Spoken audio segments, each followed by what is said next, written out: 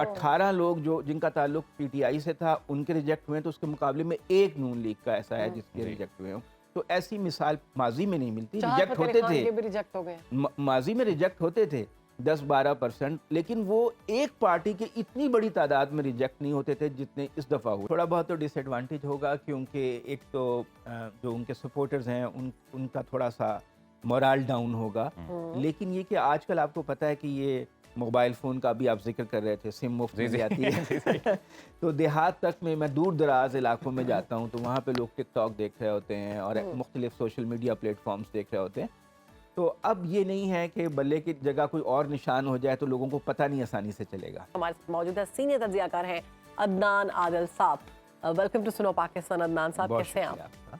मैं बिल्कुल ठीक हूँ और आपके कोरोना से बचने की दुआ कर रहा हूँ क्योंकि आपने मास्क नहीं पहना हुआ। ये बस स्क्रीन के इश्यूज हैं, वरना मैं मास्क पहन के कैसे प्रोग्राम कर सकती हूँ। तो हम देख रहे हैं कि पीटीआई एक बार फिर इंतखाबी निशान से महरूम हो गई है। क्या लगता है इससे कितनी बड़ी मुश्किलात सामने आएंगी पीटीआई को? वोटर्स किस तरह से अब इस चीज़ को लेंगे और मजीद क्या हो सकता है? इलेक्शन का मैच होने वाला है बल्ले के बगैर। अब बल्ले के बगैर भी मैच हो सकता है। वाह वाह वाह वाह, क्या खूबसूरत टैगलाइन दी आपने जी। मैच होने वाला है बल्ले के बगैर। तो क्या करें फिर, विकेट से विकेट उखाड़ लें। अच्छा नहीं, ऐसा है कि पेशावर हाई कोर्ट ने पहले उनको स्टे ऑर्डर दिया था, ठीक है, कि वक्ती तौर पे हम बहाल कर देते हैं आपका निशान, लेकिन जब हम बाद में केस को सुनेंगे 8-9 तारीख को तो फिर डिटेल में उसका फैसला करेंगे कि ये सही है या नहीं। लेकिन ये कि अब उन्होंने वो स्टे वापस ले लिया है, तो 8 जनवरी को जब समाअत होगी यानी 3 दिन के बाद, तो फिर पता चल जाएगा। हो सकता है पेशावर हाई कोर्ट दोबारा बहाल कर दे। पीटीआई की जानिब से भी कहा गया ना हम दरखास्त देंगे जी। तो और अगर वहाँ से भी बहाल नहीं हुआ तो फिर वो सुप्रीम कोर्ट जाएंगे। तो ये सूरत हाल 13 जनवरी तक वाज़ेह हो जाएगी। ठीक। और ज़्यादा चांस ये है क्योंकि जो आईन पाकिस्तान है उसमें किसी पार्टी को कलअदम करार देने की जो ताकत है, इख्तियार है, वो सुप्रीम कोर्ट के पास है। उसके लिए रेफरेंस भेजना पड़ता है, फिर सुप्रीम कोर्ट फैसला करती है। अगर इलेक्शन कमीशन किसी पार्टी को डीरजिस्टर कर देता है तो एक तरह से वो उस पार्टी को भी महरूम कर देता है आवाम के पास जाने से, उसके निशान से।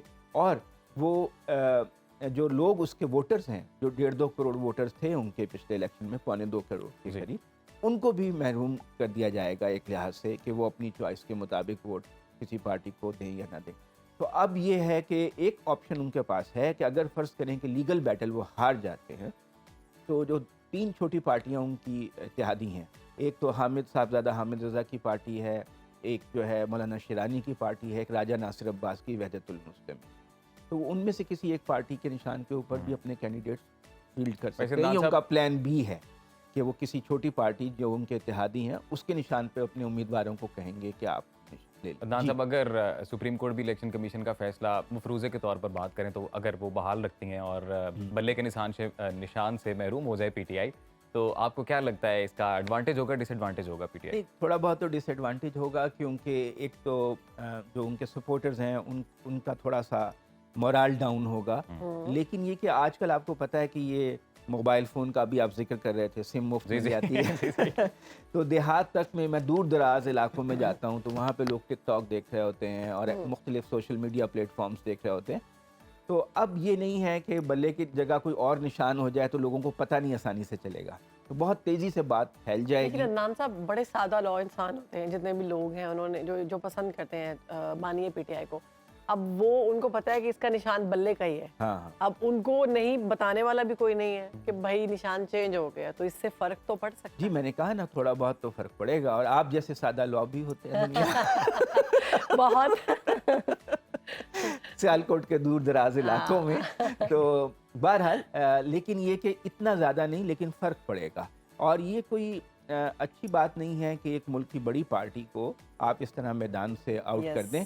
उसको निशान तो उसके उम्मीदवारों को कोई ना कोई मिल ही जाएगा, लेकिन ये कि इससे पूरे दुनिया में पाकिस्तान के इलेक्शन की साख भी मुतासिर, क्रेडिबिलिटी भी। अदनान साहब, दूसरी जानिब हमने ये भी देखा कि पीटीआई के उम्मीदवार जब कागजात नामजदगी जमा करवाने गए तो उनके साथ जो सलूक हुआ, वैसे तो खुद भी वो सोशल मीडिया पे भी बताते रहे, जो क्लिप्स आते रहे सामने।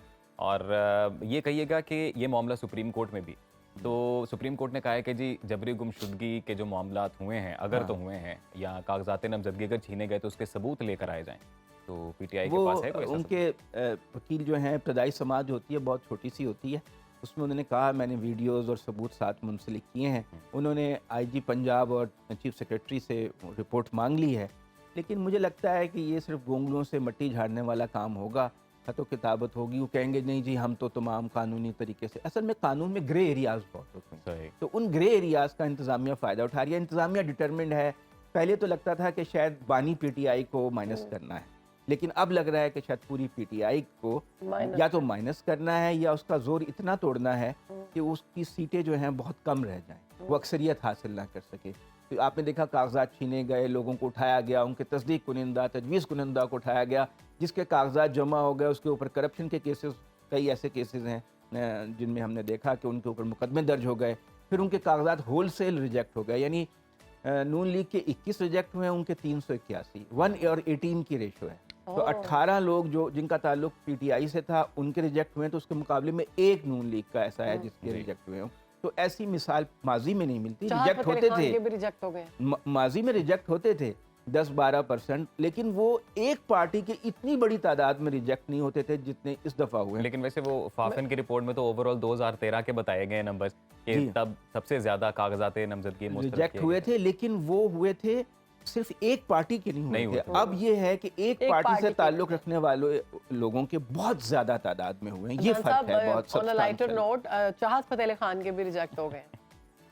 یہ تو بڑی زیادتی ہوئی ہے، میں ان کو بڑا فین ہوں. پاکستان میں چاہت فتح علی خان ایک میٹافر ہے، سمبل ہے، تو اس میٹافر سمبل آف نون لیگ کی وہ آپ بہتر جانتے ہیں، نون لیگ کی بات کر لیتے ہیں. چاہت کا سمبل، چاہت کا سمبل. واہ واہ واہ کیا بات. پہلے مسلم لیگ نون میں بڑے اختلافات سامنے آ رہے ہیں. ہم نے پہلے دیکھا شاہد خاقان عباسی، اس کے بعد ہم نے دیکھا مفتاح اسماعیل، پھر دانیال عزیز، اور اب محمد زبیر نے بھی اپنی قیادت کے خلاف بولنا شروع کر دیا.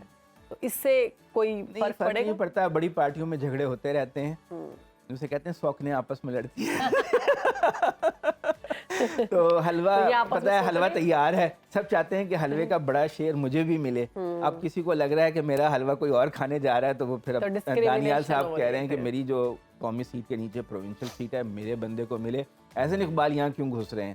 تو یہ مسئلہ ہے کہ شیخ روہیل اصغر جو ہیں وہ چاہ رہے ہیں، ایاز صادق وہ چاہ رہے ہیں، لیکن اب یہ ہے کہ بلاول بھٹو بھی لاہور سے الیکشن لڑنے جا رہے ہیں، تو وہ بھی شاید نون لیگ سے ڈیمانڈ ہو رہی ہے پیپلز پارٹی کی بھائی آپ بلاول کے لیے کچھ سپورٹ کریں تو ہم شہباز شریف کو کراچی میں سپورٹ کر دیں گے. تو اس طرح کے بلاول کے لیے بھی خبریں چل رہی تھیں کہ ان کی انگیجمنٹ ہے اور ہو سکتا ہے کہ وہ پہلے صحرا پہن لیں، شیروانی بعد میں پہنیں. یہ شادی بیاہ کے مسائل آپ بہتر جانتے ہیں. ہم تو انتظار کر رہے ہیں، لیکن ہم تو خود بہت اچھی بات ہے، ہمارے قومی لیڈر ہیں، ان کی شادی ہوگی، ساری قوم خوشی منائے گی. اور یہ کہ اب الیکشن کی اس میں تو شاید گہما گہمی میں ایسا نہ ہو سکے، لیکن پیپلز پارٹی نے ان کو نامزد کر دیا. ان کی جو چیف سی ای سی ہے، جو ان کی سب سے ہائی پاورڈ باڈی ہے، اس میں فیصلہ ہوا ہے کہ اگلے وزیر اعظم کے امیدوار بلاول بھٹو ہوں گے. لگتا تو نہیں ہے کہ پیپلز پارٹی کو اتنی سیٹیں مل جائیں کہ وہ وزارت عظمیٰ حاصل کر سکے، لیکن یہ کہ ہاں دعوے تو سبھی کرتے ہیں. سیاست میں نا جو سیاستدان ہیں وہ دعوے تو حالات جیسے بھی ہوں دعوے بلند رکھنے چاہیے. بہت زبردست بات کی، حالات جیسے بھی ہوں دعوے بلند رکھنے چاہیے. یہ ہمیں بھی اپنی زندگی میں سے کرنا چاہیے. بہت شکریہ عدنان صاحب، آپ نے ہمیں وقت دیا اور بڑی اہم ہم نے گفتگو کی ملکی سیاست کے حوالے سے. ہر وقت باخبر رہنا وقت کا تقاضا ہے، بر وقت باخبر رکھنا ہمارا فریضہ ہے. ابھی سنو نیوز کے یوٹیوب چینل کو کریں سبسکرائب، بیل آئیکن پر کریں کلک، اور ملکی اور غیر ملکی خبروں سے رہیں باخبر، یقین کے ساتھ.